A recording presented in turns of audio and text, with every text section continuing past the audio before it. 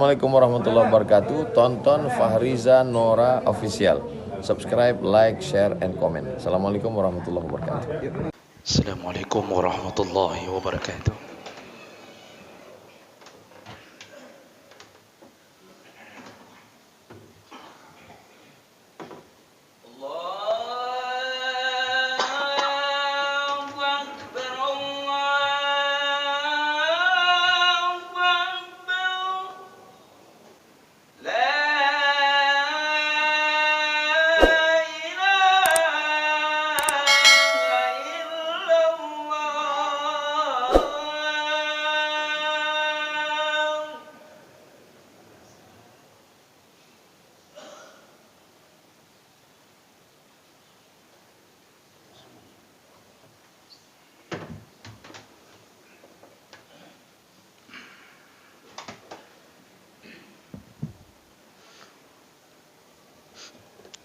Alhamdulillahi rabbil alamin.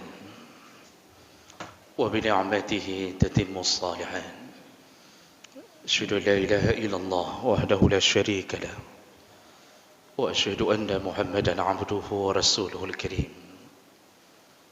Allahumma salli wa sallim ala nabiyyina wa sayyidina al-Mustafa Muhammadin wa ala alihi wa ashabihi ajma'in. Amma ba'd. فيا عباد الله أوصيكم وإياي بتقوى الله فقد فاز المتقون. أعوذ بالله من الشيطان الرجيم. بسم الله الرحمن الرحيم. من عمل صالحا فلنفسه ومن أساء فعليها وما ربك بظلام للعبيد.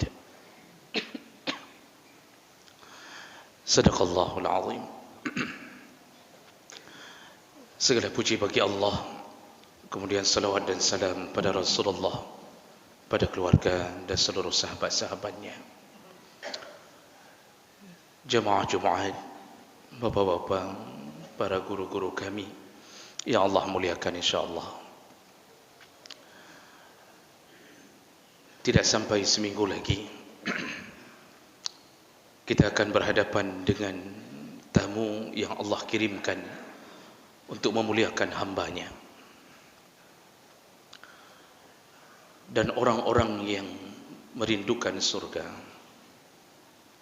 akan menjadikan Ramadan sebagai tempat untuk mendapatkan impiannya, yaitu surga Allah Subhanahu wa taala. Orang-orang yang kurang ilmunya, kurang imannya, akan menjadikan Ramadan sebagai tempat untuk menyenangkan dunianya. Semua tergantung pada diri masing-masing. Allah Subhanahu wa taala menyebutkan dalam surat Fussilat ayat 46, "Man 'amila salihan falinafsih." Barang siapa yang beramal saleh, maka semua amal itu akan dikembalikan Allah untuk menyelamatkan dirinya. "Wa man asaa fa 'alaiha." Barang siapa yang berbuat buruk, berbuat dosa, maka dosa itu pun akan digunakan Allah untuk menyiksa dirinya. Wa ma rabbuka bidhallamin lil 'abid. Allah Tuhanmu tidak akan pernah menzalimi hamba. Artinya, kalau engkau mendapatkan pahala walaupun cuma bermodalkan senyuman, Allah tetap kembalikan kepadamu. Dan kalau engkau berbuat dosa, maka yang membuat engkau tersiksa adalah karena dosa yang engkau buat, bukan karena Allah marah kepadamu. Engkaulah yang menyebabkannya. Begitu yang dimaksud dalam ayat itu. Maka jemaah mulakan Allah, hari ini kita berjuang untuk beramal saleh. Nanti amal saleh yang akan berjuang untuk menyelamatkan kita. Jangan payah dah ingat bergeg-geg dah. Hari ini kita diberi kesempatan untuk berjuang menyelamatkan amal soleh kita. Kita tahu bahawa dalam Ramadan nanti mungkin cuaca tidak akan berubah. Terik matahari akan membakar kita. Mungkin akan tersedak kerongkongan kita. Kita akan lemah, tidak berdaya. Tapi kita tidak akan melakukan apapun dosa demi Allah. Maka nanti puasalah yang akan berjuang membela kita. Maka selama masih diberi kesempatan, selamatkanlah amal saleh.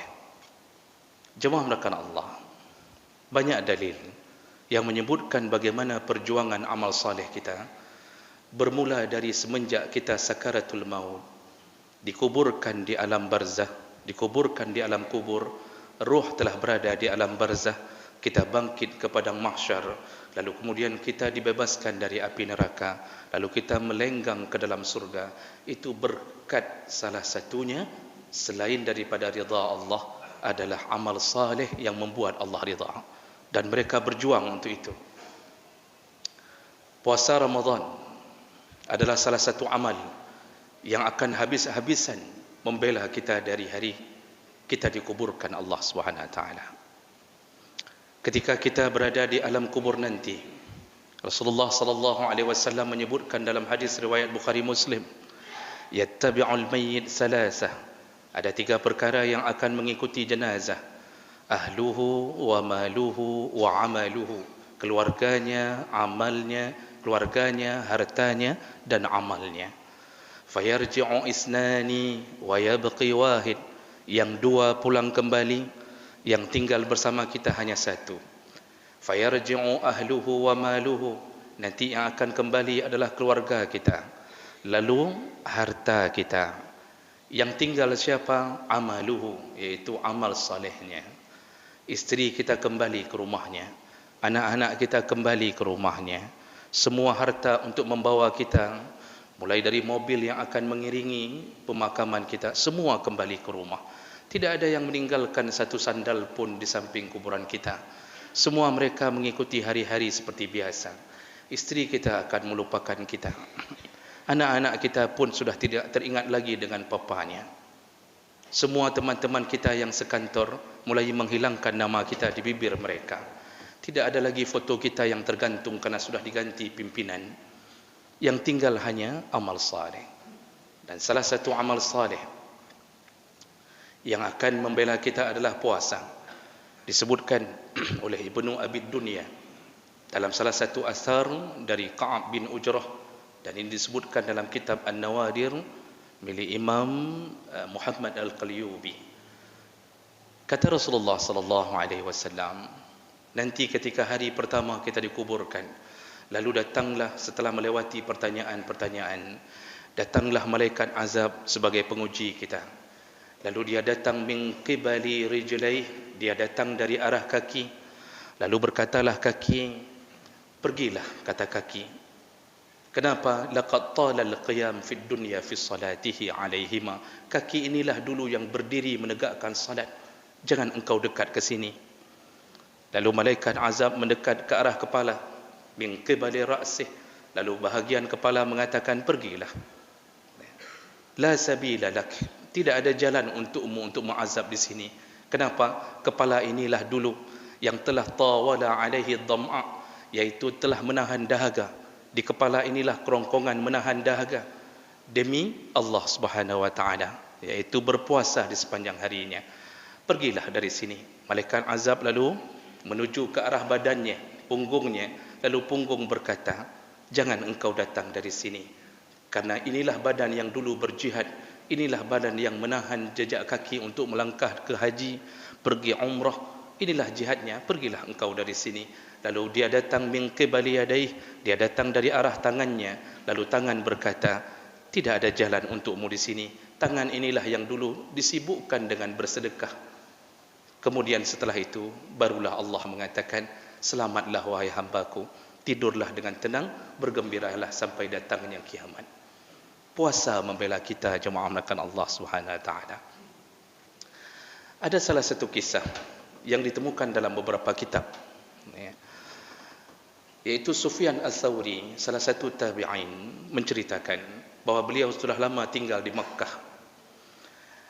Hari-hari beliau tinggal di Mekah, beliau tertarik kepada seseorang yang selalu datang ke Masjidil Haram. Sebelum melakukan salat duhur, selalu melakukan tawaf. Saban waktu melakukan tawaf, lalu baru beliau melakukan salat yang wajib. Nah kemudian karena tertarik itu, maka terbinalah silaturahim yang baik antara Imam Sufyan Ats-Tsauri dengan orang ini. Dan akhirnya setelah lama berteman menjadi sahabat baik dalam agama. Sahabat ini pada suatu hari jatuh sakit, lalu mengatakan kepada Imam Sufyan Ats-Tsauri, kalau aku meninggal nanti, ku harap salatkanlah jenazahku, uruskanlah jenazahku. Engkaulah yang memandikannya, lalu engkau salatkan, lalu engkau kumohon, temanilah aku di malam pertama, tidurlah di samping kuburanku. Permohonan seorang hamba yang khawatir kepada azab Allah Subhanahu wa taala.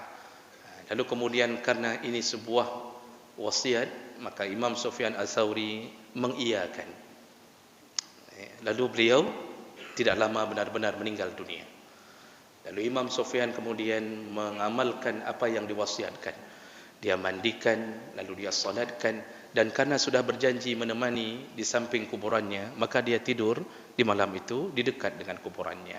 Nah, pengakuan imam ini, malam pertama dia tidur, malam itu tiba-tiba mimpi. Lalu kemudian dalam mimpi itu muncullah suara, tapi tidak jelas dari mana suara itu. Muncullah suara mengatakan, wahai Sufyan, pergilah engkau, pulanglah, tidak perlu engkau temani lagi orang ini. Lalu Imam Sufyan bertanya, kenapa? Karena amal salehnya telah menemaninya, puasanya telah menemaninya, pulanglah engkau.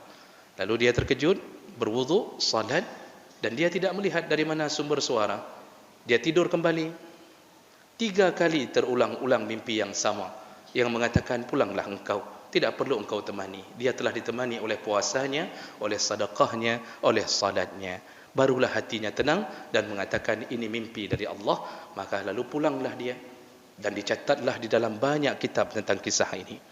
Jemaah merakan Allah Subhanahu wa taala, apakah hanya di dalam kubur Ramadan atau puasa membela kita? Tidak. Ketika kita dibangkitkan di padang mahsyar, apa yang puasa lakukan? Apa yang Ramadan lakukan untuk membela kita? Dalam hadis riwayat Ahmad dengan derajat yang sahih, Rasulullah sallallahu alaihi wasallam menyebutkan, hadis dari Abdullah bin Umar, kata Rasulullah, as-siyam wal Quran yashfa'ani yaumal qiyamah. Puasa dan Al-Quran akan datang di hari kiamat untuk memberi syafaat. Fayaqulu siyam, maka puasa berkata kepada Allah Subhanahu wa taala, ya Rabbi, wahai Tuhanku, mana'atuhu minat ta'am wa syahawat fid dunya fasyafi'ni fi. Ya Allah, dulu di dunia dia menahan-nahan makan, minum, dia tahan syahwatnya karena aku ya Allah. Artinya di atas nama aku ya Allah. Karena engkau menyuruhku untuk tahan, maka dia menahannya karena puasa. Maka izinkanlah aku memberi syafaat untuknya. Belum habis dijawab, belum dijawab oleh Allah. Lalu kemudian Al-Quran berkata, ay ya Rabbi, wahai Tuhanku, mana'atuhu minan naum fil lail liajli. Dulu di dunia matanya ditahan-tahan hanya untuk membacaku ya Allah. Fasyafi'ni fihi, izinkan aku untuk memberi syafaat kepadanya. Setelah kedua-duanya memohon memberi syafaat, lalu Allah Subhanahu wa taala berkata, fasyafi'ni fihi, ku izinkan kalian, berilah syafaat untuknya. Di kuburan dibela, di padang mahsyar kembali datang untuk membela kita. Al-Quran dan puasa. Makanya di dalam Ramadan salah satu amalan yang paling hebat adalah Al-Quran. Ramadan ini mulia karena Quran. Syahrul Ramadan alladhi unzila fihi Al-Quran. Allah pilih Ramadan untuk diturunkan Al-Quran. Maka semenjak Al-Quran dipilihkan Ramadan untuknya, maka Ramadan menjadi bulan yang terbaik sepanjang zaman. Ketika Jibril turun membawa Quran di tangannya, maka Jibril menjadi panglimanya para malaikat. Ketika Quran diturunkan ke dada seorang hamba yang bernama Muhammad, semenjak itu Muhammad sallallahu alaihi wasallam menjadi hamba terbaik sepanjang masa. Ketika Quran dipilihkan satu malam untuk turunnya, yaitu Lailatul Qadar, maka Lailatul Qadar menjadi malam yang terbaik sepanjang sejarah. Semua yang diturunkan Quran menjadi baik. Maka salah satu amalan agar menjadi syafaat di hari kiamat, berjuanglah dalam Ramadan untuk mengkhatamkan Quran. Imam Az-Zahabi menyebutkan dalam Siyar A'lamin Nubala bahawa Imam Syafi'i 40 kali khatam. Imam Zahabi menyebutkan dalam Siyar A'lamin Nubala, Imam Syafi'i 40 kali khatam selama Ramadan. Wallahu alam, karena beliau seorang hafizul Quran dari kecilnya. Beliau mampu mungkin mengkhatamkan satu harinya melebihi satu khataman. Wallahu alam. Allah yang memudahkannya. Jemaah menekan Allah. Selesaikah perjuangan Ramadan membela kita? Tidak. Ketika dihadirkan neraka, waji'a yauma idzin bi jahannam, dihadirkan neraka, maka juga puasalah yang membela kita. Dan Rasulullah telah menyebutkan dalam beberapa hadis, di antaranya Rasulullah sallallahu alaihi wasallam mengatakan tentang orang yang melakukan puasa maka dibebaskan dari api neraka. Dalam salah satu hadis riwayat Bazzar disebutkan bahawa kullu yawmin fi Ramadan utaqa minan nar. Setiap hari di dalam Ramadan Allah telah memvonis untuk membebaskan beberapa orang dari neraka.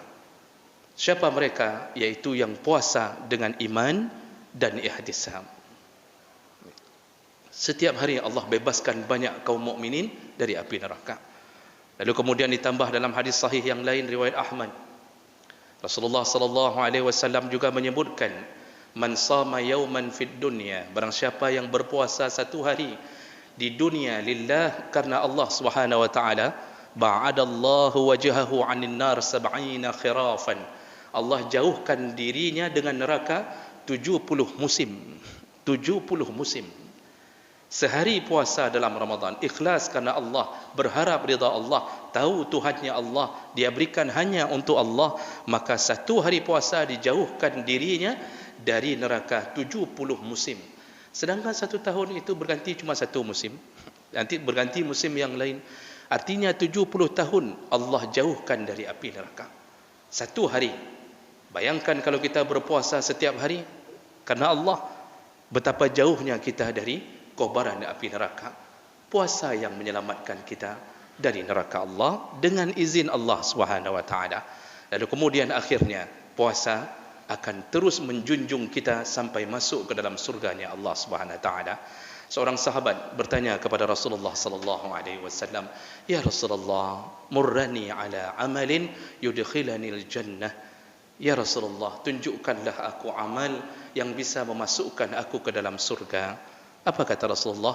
Alaika bisiyam fala idla lahu. Berpuasalah, itulah amalan yang paling hebat, kata Rasulullah. La idla, tidak ada tandingan kalau engkau ingin berpuasa dengan baik. Lalu aku wa ataituhu saniyah, ku datang lagi di hari yang lain, ku tanya lagi kepada Rasulullah, ya Rasulullah, tunjukkan aku amalan yang membuat aku bisa masuk surga. Rasulullah menjawab perkara yang sama, alaika bisiyam, berbanyaklah puasa dan berbaguslah Ramadanmu. Masuk surga dengan puasa. Maka jemaah mulakan Allah, muliakanlah Ramadan.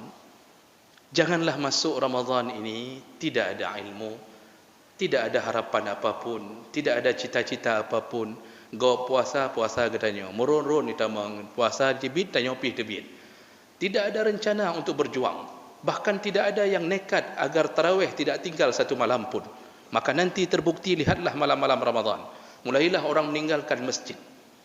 Tidak ada yang kadang-kadang berencanakan, aku tidak akan meninggalkan masjid selama 30 hari lamanya untuk melakukan dan menghidupkan malam-malam Ramadan. Makanya disuruh muliakan Ramadan. Hanya orang beriman yang mampu memuliakannya. Celakalah mereka yang meremehkan puasa. Satu hari berbuka puasa, kata Nabi SAW, walaupun engkau mengqadanya 1000 hari, Allah belum reda marahnya kepadamu. Qadha sudah, tapi kemarahan Allah belum reda. Kalau yang berani berbuka puasa dengan sengaja di siang hari Ramadan. Orang-orang yang tidak pernah puasa, dalam hadis riwayat Umamah Al-Bahili dengan derajat yang sahih, Rasulullah sallallahu alaihi wasallam pernah menyatakan tentang mimpinya. Mimpi Rasulullah itu hak, ru'yatul haq, berbeda dengan mimpi kita. Rasulullah kalau bermimpi salah satu bahagian daripada turunnya wahyu. Apa kata Rasulullah? Malam itu aku bermimpi diajak oleh 2 orang malaikat mendaki ke sebuah tempat yang tidak pernah kulihat sebelumnya. Lalu kemudian tidak lama aku dengarkanlah suara jeritan orang-orang yang banyak. Lalu aku bertanya pada malaikat, suara apakah ini? Malaikat menjawab, itu suara penduduk neraka yang sedang disiksa. Tidak lama kemudian Rasulullah nampak di depan matanya seseorang yang digantung kakinya ke atas diikat urat-uratnya. Jadi keluar urat dari kakinya, diikat, dijadikan tali untuk menggantung.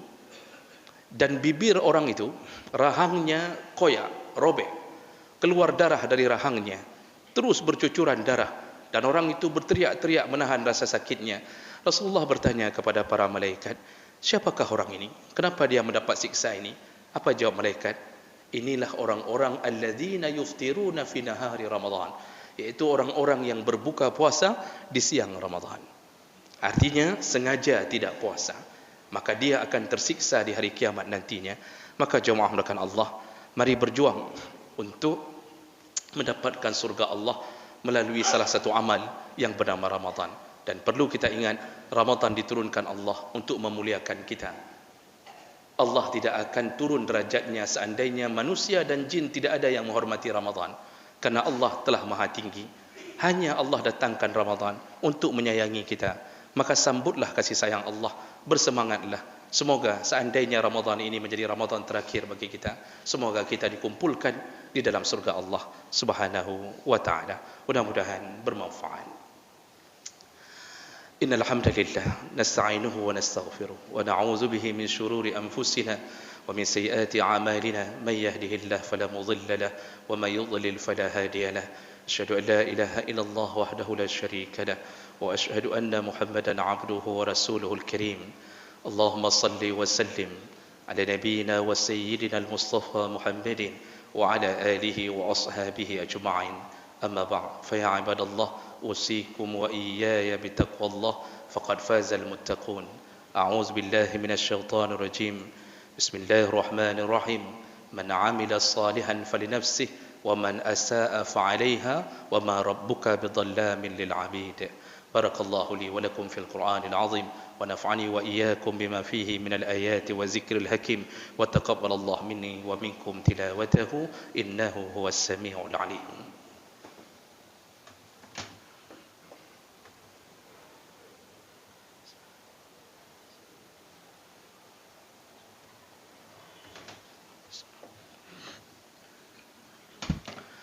الحمد لله رب العالمين وبه نستعين على أمور الدنيا والدين.